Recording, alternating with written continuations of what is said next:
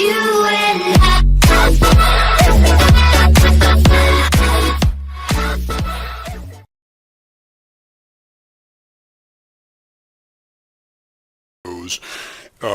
To basically perform a handful of commands and to understand the relationship between name resolution in terms of fully qualified domain names and IP addresses.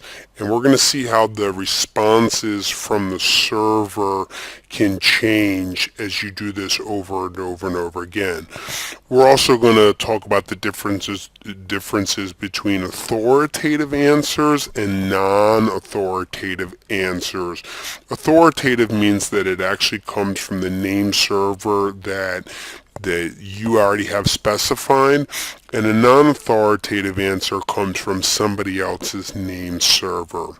We're also going to look at other types of records and like C names and MX records and A records and pointer records and things like that, or how do you find a mail server for a particular domain. And look at some of the other record types. You can realistically use this command on just about any version of Windows, and it's going to be the same. Nonetheless, I would recommend using it on Unix, using it in Kali, using it on Windows.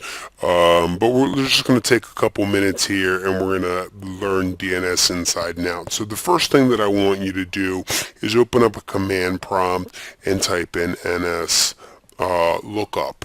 Now you can do this just from the command prompt and type in your name, like www.cybrary.it, and see where it comes from. And these are all of the default settings, but we can also go actually into the interactive mode. This is one of the few utilities that actually has an interactive mode, so we're going to look at that. So right here, what you can see is that I did it just from a one-liner, which is just, hey, if I want the answer and I know exactly what I'm looking for and I know exactly how to type it, I can just type it and be done with it. And you can see that Cybrary IT is currently located at 74.208.166.139. But I can also go interactively here and do basically the same thing.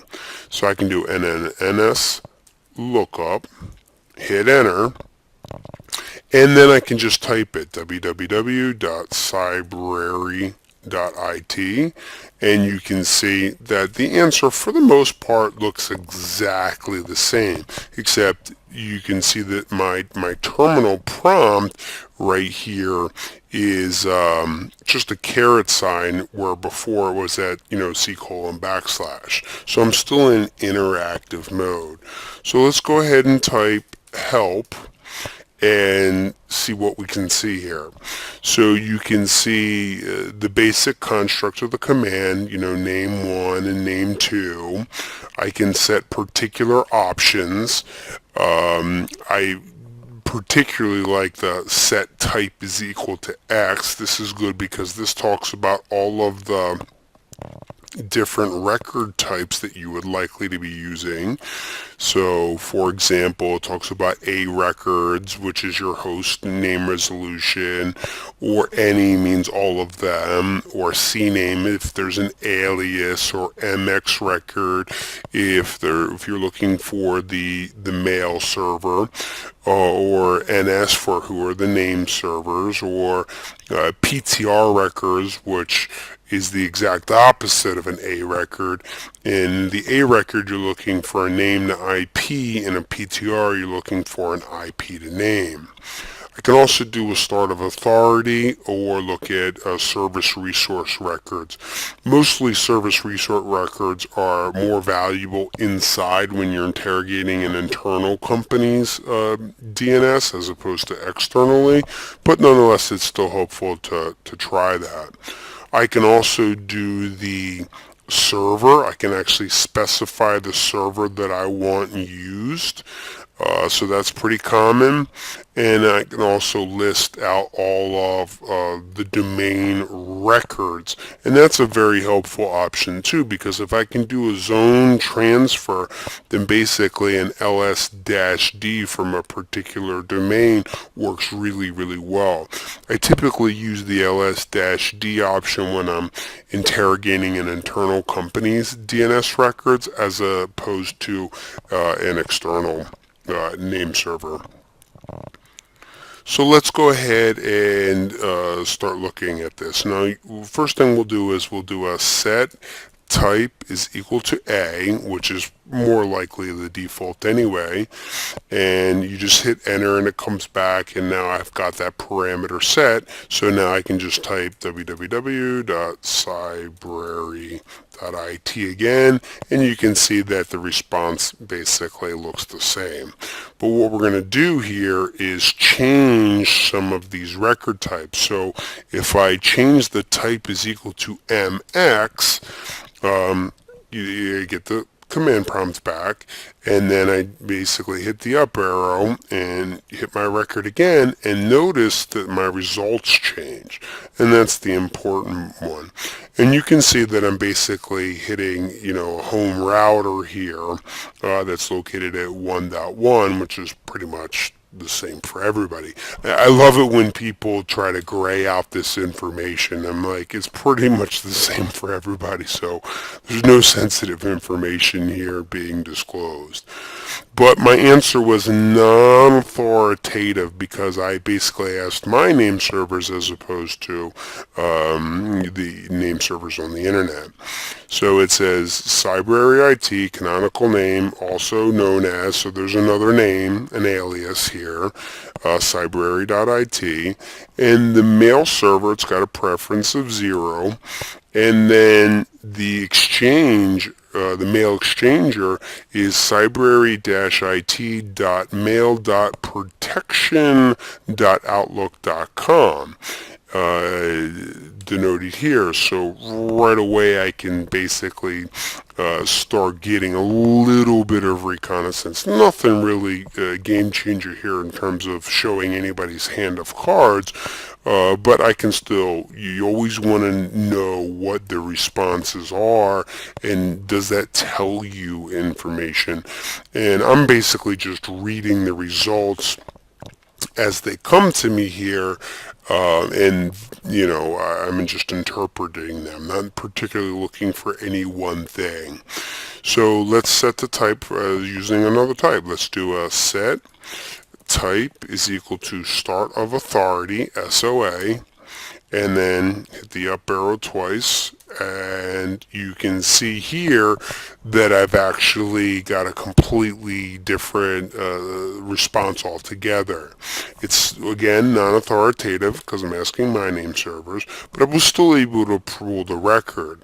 I've got the primary name server at ns81.domaincontrol.com, so it's some sort of hosting environment. I got dns.joemax.net. I've got the serial number, and in this case, the serial number is actually listed as a date. If I was a hacker, I would be interested in that, because if I see something really, really old, that tells me, when's the last time they changed the domain information. But in this case, 2014 11/17 is actually just a few days ago. So that's pretty current in the grand scheme of things. Also, I have the refresh. That's how many times is the zone going to attempt to be refreshed. In this case, it's every 8 hours, or 28,800 seconds, or it will, if it doesn't get a response after 8 hours, it'll continue to try for every 2 hours, or 7,200 seconds. And eventually, if it doesn't get any response from any other name server in 7 days, then, or 604,800 seconds, it will it'll start timing out and the name servers will not answer any requests anymore. And I also have a default time to live, which is 10 minutes in itself. So I would look for this information when I'm doing this and basically document it. Some of the things that I'm looking for here, it really depends on if it's an internal name server versus an external name server. Um, but having said that, one of the common ones that you look for externally is just using Google. It's a very, very popular thing amongst people in the trade. So let's go ahead and ask a different name server. Let's do a server 8.8.8.8, which is Google's, and you can see it says Google Public DNS for a.google.com, and we can just basically cycle through this and see if we get any sort of differences. So cybrary.it, okay, we're still in the start of authority record, so name server 81 came back both times, so that didn't change. We can set the type is equal to A, run through the command again. Looks pretty much the same, except in this case my server's different. We can change, we could change the type to MX, see if there's any difference here. Okay, no difference here. And I would record all of this. Now, one of the problems that you end up having in interactive mode is there's no really good way to capture the information. So let's go ahead and exit out of here, and I want to show you kind of a little bit of trick. So let's do nslookup. Let's do www.cybrary.it, and let's go ahead and append the outputs to file.txt.